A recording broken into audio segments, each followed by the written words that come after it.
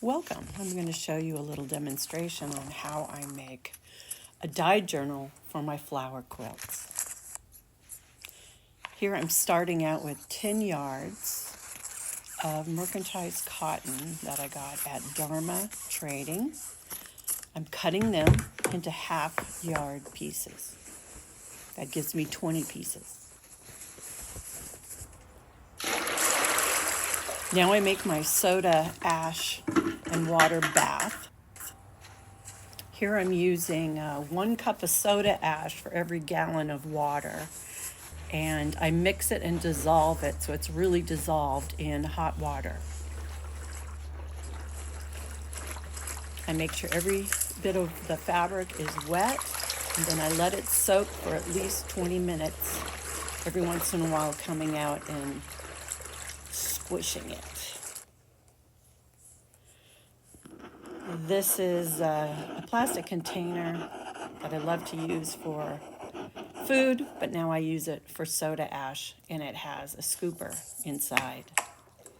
I also take a big, bold Sharpie marker, and I label the names of all of my dyes on top so I can see them.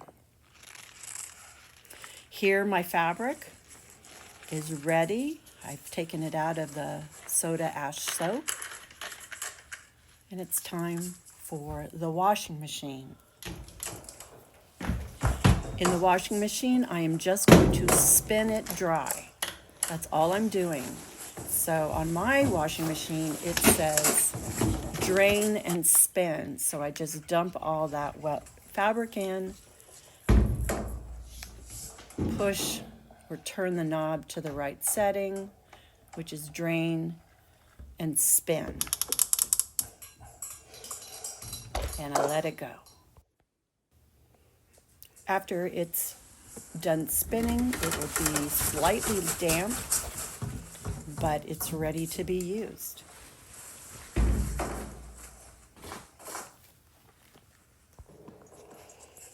Now to mix my dyes, I'm going to use Granny Apple here. Fiber-reactive dyes that I get at Dharma Trading. I'm going to use a half a teaspoon here, teaspoon. And I'm using these plastic cuts. I'm making some fabric samples, and I want to see how the color gradates over a strip of fabric. I use my little coffee cream mixer to mix up the dye really good so it's all dissolved. I do this in about a half an inch of water per the half a teaspoon of dye. And then I let it sit and dissolve, and I do it again.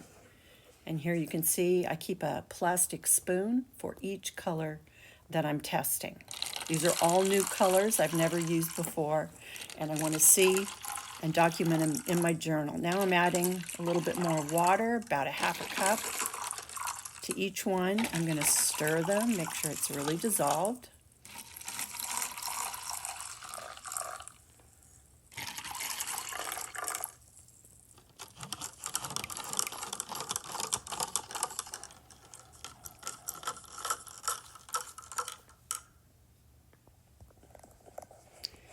And now I'm taking one of my half-yard pieces,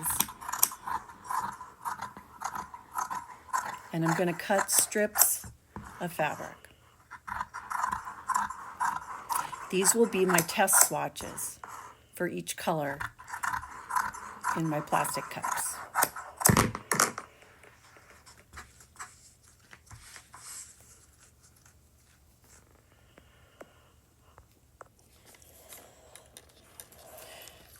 So here I'm going to try out this red. I already have the green strip in the cup, you can see.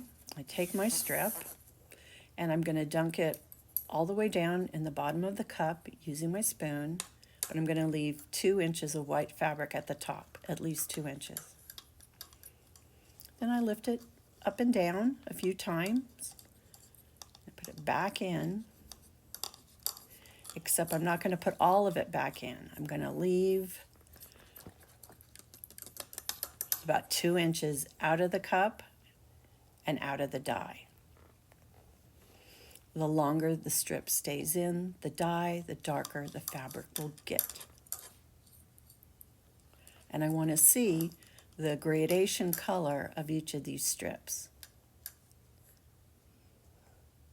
So I'm just going to let it flip over, and the dye will run down the wet strip, and I'll have a lighter color there.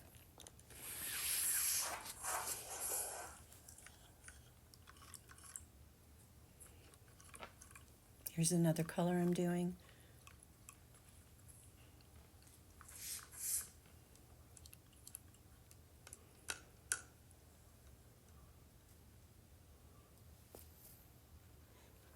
And then I'm going to move over. Here's my red, and I kind of move it up another 2 inches or an inch.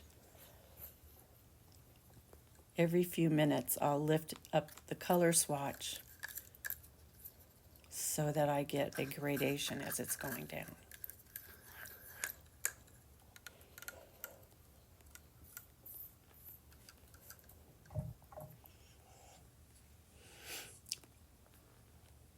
And here I'm pulling up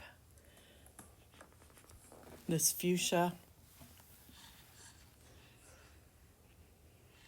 And I'm trying not to cross-contaminate. But sometimes the fabric starts to dry.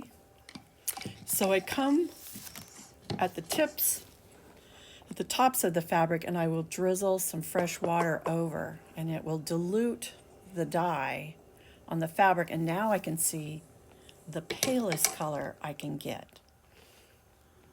So here's how I arrange them on my counter. I always use one of these trays that I got on Amazon. Helps if anything spills, it stays in the tray. But you can start to see how it is gradating down. And this gives me an idea when I'm dyeing fabric.